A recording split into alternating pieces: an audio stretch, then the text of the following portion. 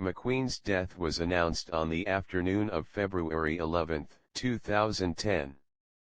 In the morning, his housekeeper found him hanged at his home on Green Street, London W1. Paramedics were called and they pronounced him dead at the scene. McQueen died 9 days after his mother Joyce had died from cancer at the age of 75.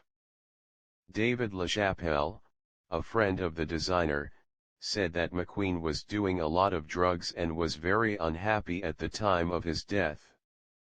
McQueen's death came just days before London Fashion Week, although he was not scheduled to appear there.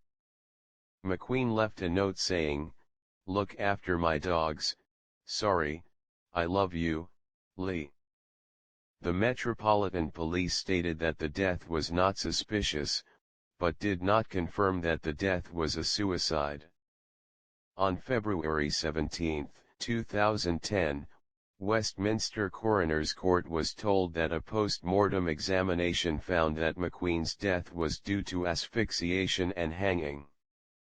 The inquest was adjourned until April 28, 2010, where McQueen's death was officially recorded as suicide. McQueen, who had been diagnosed with mixed anxiety and depressive disorder, took an overdose prior to hanging himself. He had taken drug overdoses in May and July 2009. Prior to hanging himself with his favorite brown belt, the inquest recorded that he had slashed his wrists with a ceremonial dagger and a meat cleaver.